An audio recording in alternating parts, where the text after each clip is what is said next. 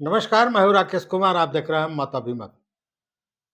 आज इंडी गठबंधन का वर्चुअल बैठक था और इस बैठक में कुछ ऐसा हुआ है कि जहां इंडिया गठबंधन में हड़कंप मचा हुआ है, वहीं एनडीए में भी खलबली मच गई है। आखिर क्या हुआ है, इसी पर बात करेंगे। हमारे साथ हैं वरिष्ठ पत्रकार चंद्रभूषण पांडे जी। सर, आपका स्वागत है। Thank you. सर, ये आज क्या नीतीश कुमार ने गुल खिला दिया कि हंगामा हंगामा चल रहा है? देखिए, ये इंडिया जो ब्लॉक है, ये मतलब कि इंडी अलायंस में संयोजक के पद को लेकर के गत एक पखवाड़े से ये तरह तरह के जो है सो चर्चाएं हो रही थी और नीतीश कुमार जी के इस पद पर नॉमिनेट नहीं करने के कारण नीतीश कुमार जी भी बहुत मतलब कि आक्रोश में थे, ऐसा लगता था। और उसी के खींचतान में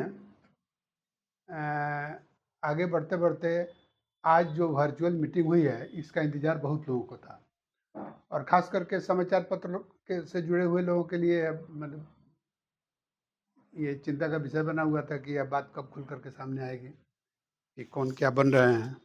तो आज ये जो वर्चुअल मीटिंग हुई है, तो इस वर्चुअल मीटिंग में स्टालिन साहब जो हैं, उन्होंने नीतीश कुमार जी का नाम प्रपोज किया ये संयोजक के लिए। संयोजक के लिए कि इंडिया अलायंस के संयोजक के लिए नीतीश कुमार का नाम उन्होंने बताया कि हम लोग इनको नॉमिनेट करें। तो Nitish Kumar ji online virtual meeting में थे, तो इन्होंने तपाक से इनकार कर दिया और इनकार करते हुए इन्होंने कहा कि आप कांग्रेस में से ही इस पद के लिए आप दूसरे को चुन लीजिए।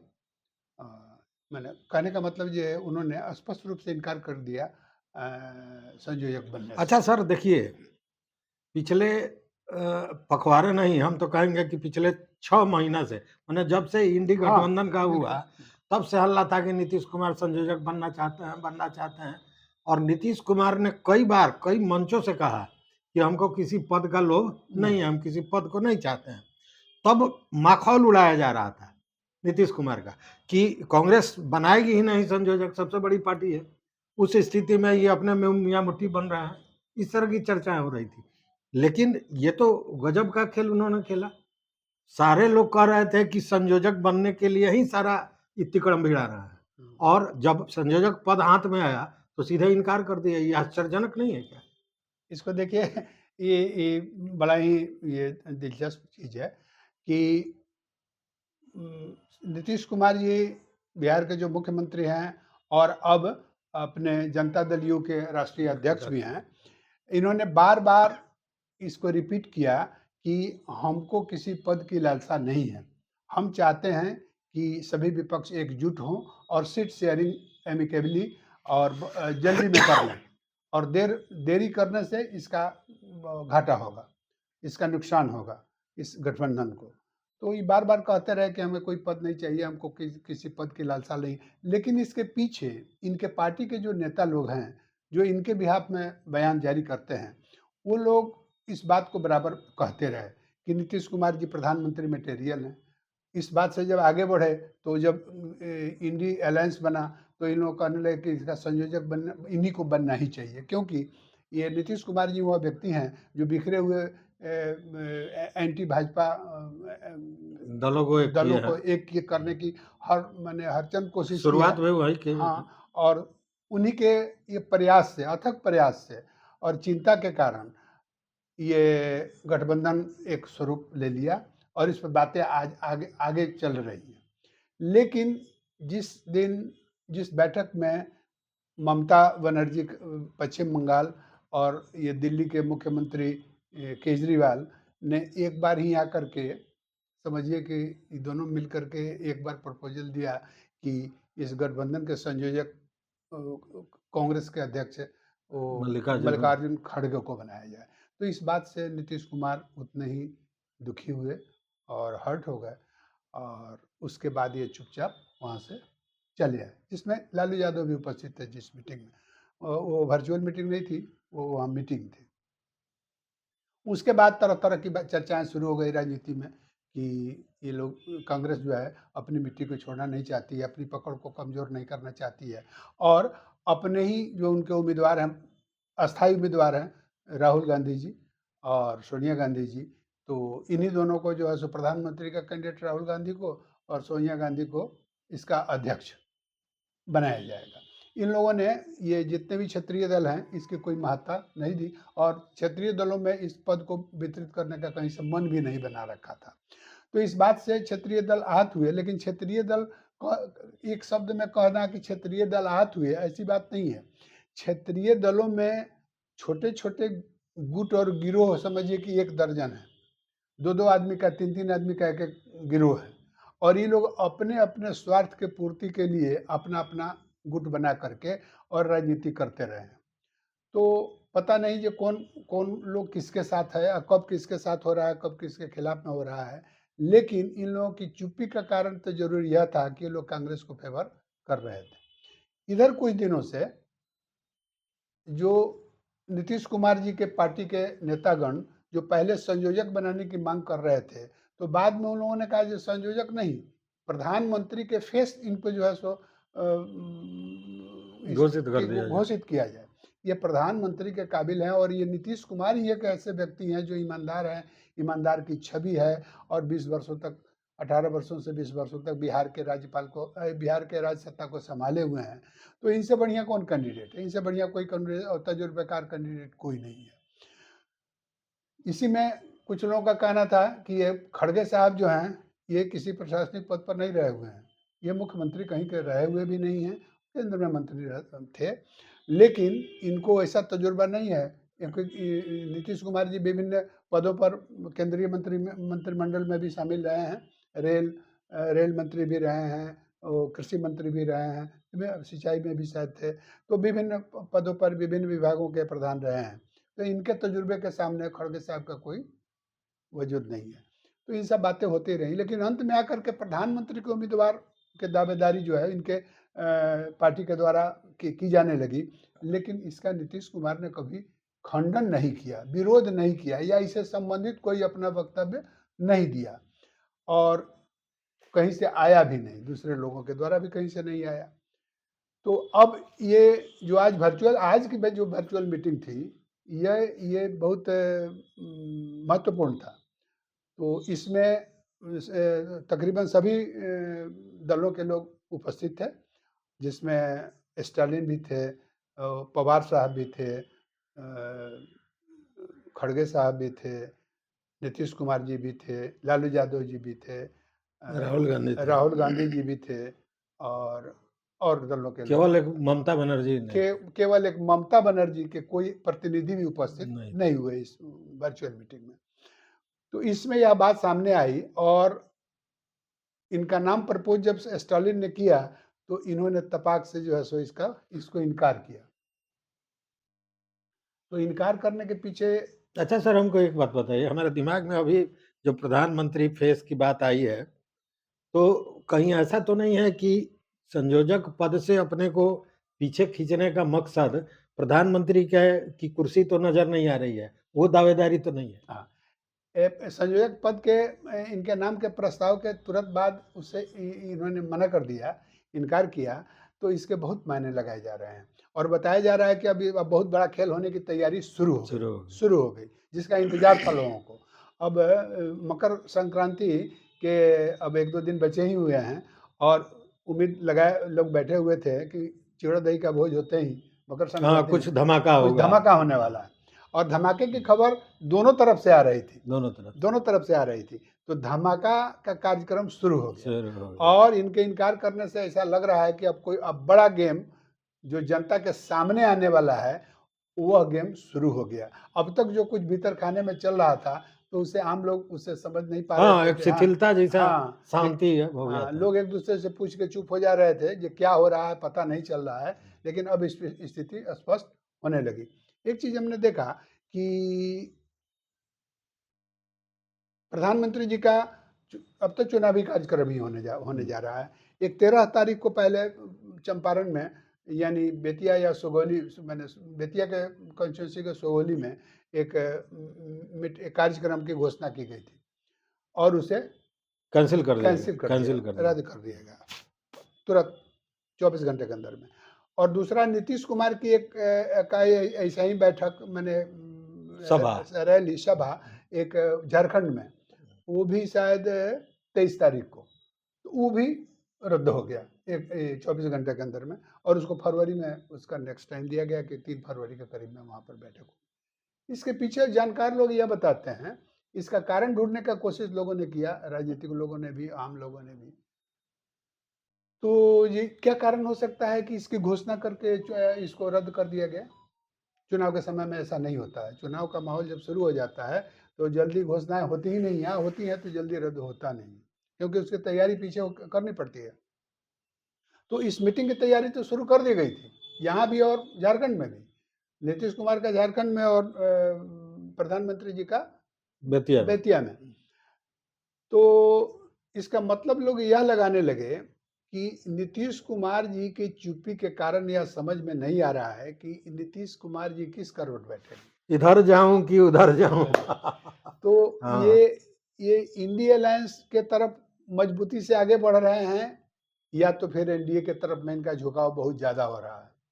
तो जेडीयू के नेताओं के द्वारा खास करके ये 10-15 दिनों में कांग्रेस पर ज्यादा अटैक हो रहा है और भाजपा के प्रति चुप्पी चल रही है।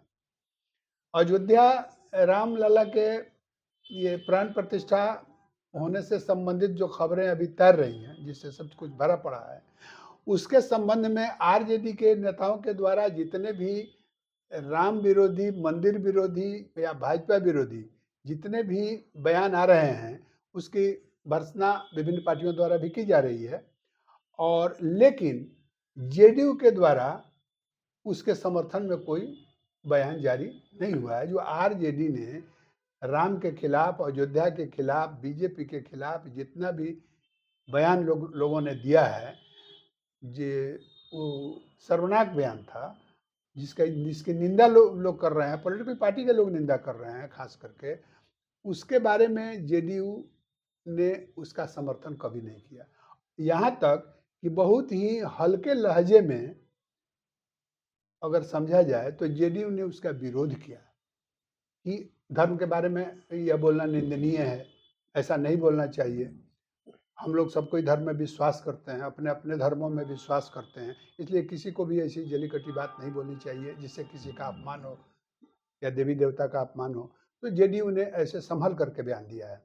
तो इससे लोग लगाने लगे कि एनडीए के प्रति जेडीयू का सॉफ्ट कॉर्नर दिखाई दे रहा है, तो तरह तरह के कयास लगाए जाने लगे थे।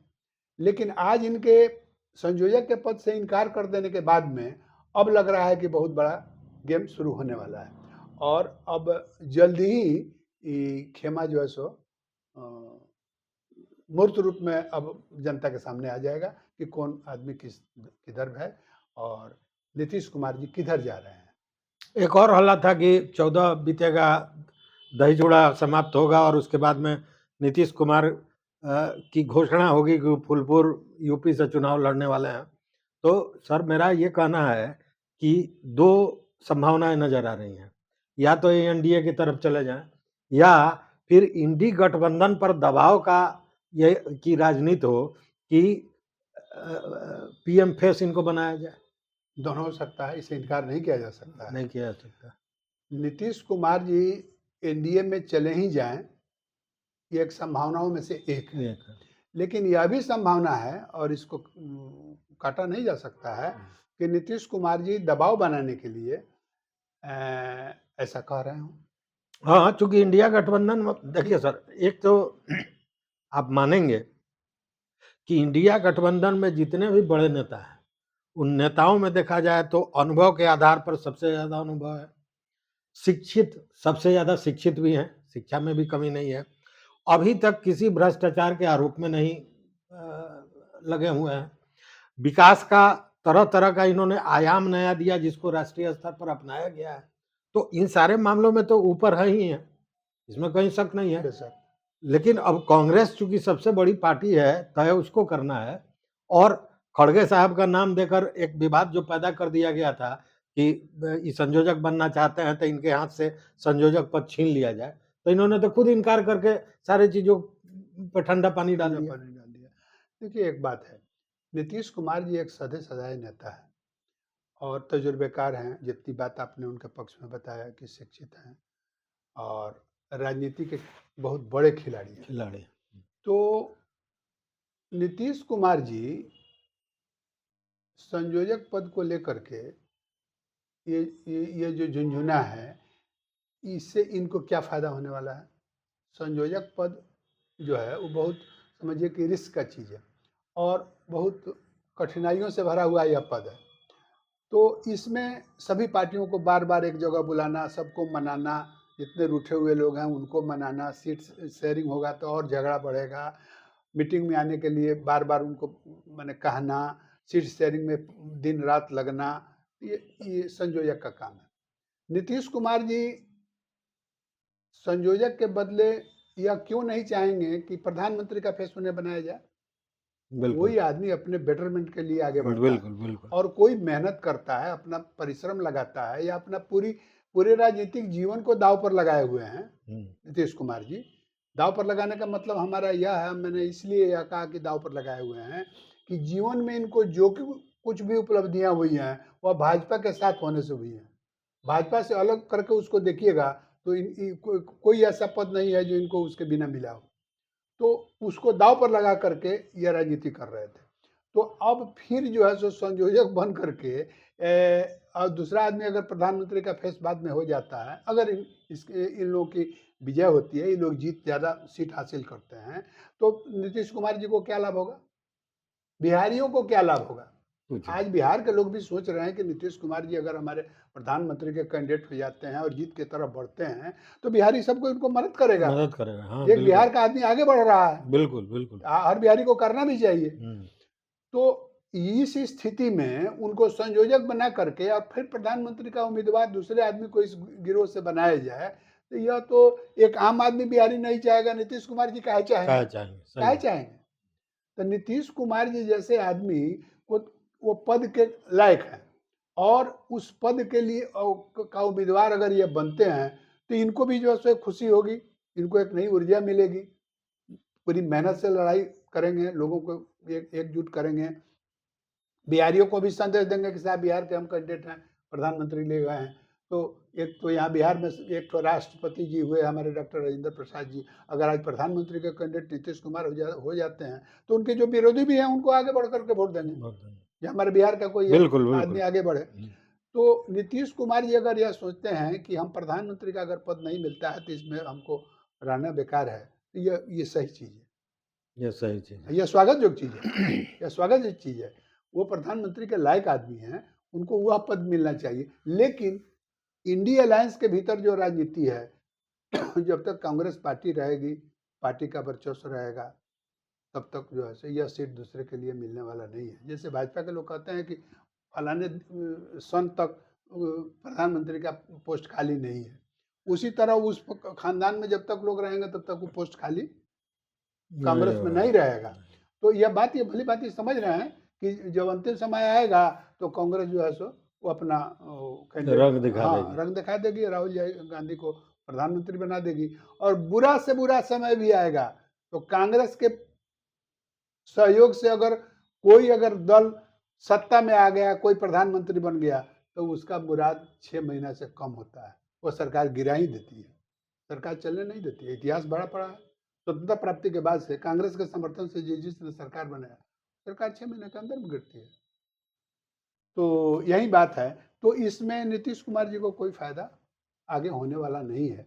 तो नीतीश कुमार जी को प्रधानमंत्री का पद अगर नहीं मिलता है, उसका फेस नहीं बनाए जाते हैं, तो मुख्यमंत्री का पद भी को छोड़ देना चाहेंगे मुफ्त में। बिल्कुल मुख्यमंत्री बिल्कुल, जो हाथ में वो भी गया आगे कुछ मिलना नहीं है। तो इसलिए अगर उनका निर्णय ऐसा है तो मैंने कहने की संभावना ऐसी अगर है, इनकार करने के बाद में संभावना बनती है, तो हमको लगता है कि नीतीश कुमार जी एनडीए में जाना पसंद करेंगे। लेकिन एक अहम प्रश्न आपसे मैंने आप व्यक्तिगत रूप से पूछ रहे हैं कि इनका जो संयोजक नहीं बनने का डिसीजन था, उसको आप सही मानते हैं कि नहीं?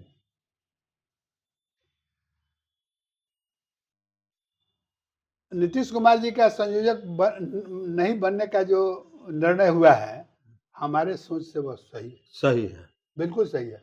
बिहार की अस्मिता के लिए भी सही है और उनके जीवन काल के लिए भी सही है।